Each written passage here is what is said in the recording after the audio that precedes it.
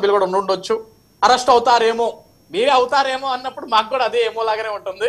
Maybe అన్ని విషయాలు బయటకు వస్తే జగన్మోహన్ రెడ్డి గారు కూడా అరెస్ట్ అవుతారు. ఓకే, అరుణ గారు ఏంటి మిథున్ రెడ్డి గారితో ఇదేమీ ఆగేదా లేదు, డైరెక్ట్ గా జగన్మోహన్ రెడ్డి గారికి లింక్స్ అన్ని వెళ్తున్నాయని చెప్పారు. భారతీ గారి పేరు ఇప్పుడు మళ్ళీ కొత్తగా వస్తున్నది. అసలు పార్టీ పగ్గాలు ఎవరికి అప్పు చెప్పాలా అన్న ఆలోచనలు కూడా చేస్తున్నారని, అసలు ఏది నిజమో ఏది అబద్ధమో అర్థం కాని పరిస్థితి అయిపోయింది ఆంధ్రప్రదేశ్ రాజకీయాల్లోని.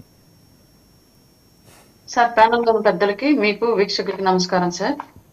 లిక్కర్ కుంభకోణం అనేది పెద్ద స్థాయిలో జరిగింది అని చెప్పేసి సాక్షాత్తు వైసీపీ నుంచి బయటకు వచ్చినట్టు ఎమ్మెల్యేలే మీడియా ముఖంగా ఆధారాలతో సహా కేంద్రంలో ఉన్నటువంటి పెద్దల్ని కలిసి మరీ ఆధారాలు సబ్మిట్ చేసి మీరు ఎలాంటి సపోర్ట్ ఇవ్వమన్నా మేము ఇస్తాము, ఎక్కడెక్కడ తప్పిదాలు జరిగాయి అనేది కూడా మేము తెలియజేస్తాం ప్రభుత్వానికి, అలాగే మీరు ఏర్పాటు చేసినటువంటి వ్యవస్థకు అని చెప్పేసి స్వయాన వాళ్ళ ఎంపీలే ప్రెస్ ముందుకు వచ్చి చెప్పి లిక్కర్ స్కామ్ జరిగింది, ఢిల్లీలో కుంభకోణం అనేది జస్ట్ నీటి బిందువు అయితే ఆంధ్రప్రదేశ్ లోది సముద్రం అంత జరిగిందని చెప్పినటువంటి మాట వాస్తవం, ఇది క్లియర్.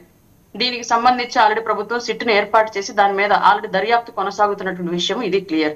అందులో ఇన్వాల్వ్ అయి ఉన్నటువంటి ఒక్కొక్క నాయకుడు విచారణకి అటెండ్ అవుతున్నటువంటి విషయం ఇది క్లియర్. అందులో భాగంగానే మిథున్ రెడ్డి గారు కూడా అంటే కింది స్థాయి నుంచి ఒక్కొక్కరు స్టెప్ బై స్టెప్ చివరి నాయకత్వం వరకు కూడా వస్తూ ఉంది సిట్ విచారణ అనేది. అందులో భాగంగానే మిథున్ రెడ్డి గారు కూడా విచారణకు వెళ్లారు. బెయిల్ కి ట్రై చేసినప్పటికీ కూడా కోర్టు నిరాకరించినటువంటి విషయం కూడా మనకు తెలుసు. తర్వాత నెక్స్ట్ స్టెప్ ఎవరు అనేది ఆటోమేటిక్ గా ప్రభుత్వం మద్యం షాపులు నడిపింది కాబట్టి ఖచ్చితంగా అప్పుడున్నటువంటి ప్రభుత్వంలో పెద్ద తలకాయగా ఉన్నటువంటి ముఖ్యమంత్రికి కూడా ఇందులో లావాదేవీల్లో వాటాలు ఉంటాయి అన్నటువంటి సందేహాలు, అలాగే దానికి సంబంధించినటువంటి సాక్ష్యాలు కూడా ఉండేటువంటి అవకాశం అయితే ఉంది డెఫినెట్ గా. దీంట్లో జగన్మోహన్ రెడ్డి గారు ఏమి శుద్ధపూస అని చెప్పేసి మనం క్రియేట్ చేయడానికి వీళ్ళు, ఎందుకంటే ప్రైవేట్ గా అమ్మలేదు మద్యం, ప్రభుత్వం అమ్మింది క్లియర్లీ. రెండవది, డిజిటల్ పేమెంట్ ని కూడా క్యాన్సిల్ చేసింది కూడా ప్రభుత్వమే. అలాగే భారతీ రెడ్డి గారి పేరుని ఇవాళ అంటున్నారు.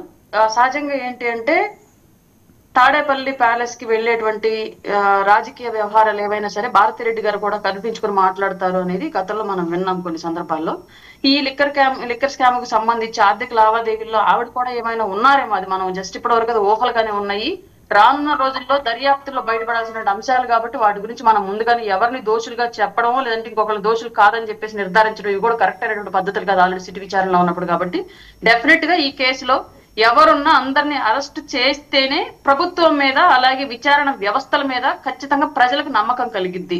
లేదంటే దీంట్లో కూడా తప్పుదారులు పట్టి ఎగ్జామిషన్లు ఉన్నాయంటే మాత్రం ఖచ్చితంగా వ్యవస్థల మీద ప్రజలకు నమ్మకం పోయింది. అంటే డబ్బు ఉన్న వాళ్ళకి ఒకలాగా, డబ్బు లేని వాళ్ళకి ఒకలాగా న్యాయ వ్యవస్థలు పనిచేస్తాయి అన్నటువంటి ఎప్పటి నుంచో ఉన్నటువంటి నాడు నుండి ఇంకా కొనసాగించినట్లుగా అయిపోద్ది కూటమి ప్రభుత్వం మీద కూడా. సార్, అంటే మీకేమైనా అనుమానాలు ఉన్నాయా కూటమి నుంచే వాళ్ళకి హెల్ప్ దొరుకుతుంది అని? హెల్ప్ దొరుకుతుందని సమస్య కాదు సార్. ఇక్కడ ప్రభుత్వము అలాగే వ్యవస్థలు కలిసి చేసేటువంటి ఈ సిస్టమ్ లో వ్యవస్థలకి ఖచ్చితంగా ఫ్రీ హ్యాండ్ ఇచ్చి తప్పు చేసిన వాళ్ళకి శిక్ష పడేలాగా సపోర్ట్ ఇవ్వాల్సిన బాధ్యత ప్రభుత్వం మీద ఉండిద్ది. అలా చేసినప్పుడే మనం పారదర్శకంగా పాలన కొనసాగిస్తున్నాం అన్నటువంటి నమ్మకాన్ని ప్రజల్లో కలిగించగలం. అలా లేకుండా వేరేలాగా వెళ్తే ఖచ్చితంగా ముందు ప్రభుత్వాలు ఎంతో ఈ ప్రభుత్వాలు అంతే అన్నట్లుగా ప్రజల్లో ఒక విధానం వెళ్ళిద్ది అన్నది మాత్రం చెప్తున్నాను నేను. ఓకే, శేఖర్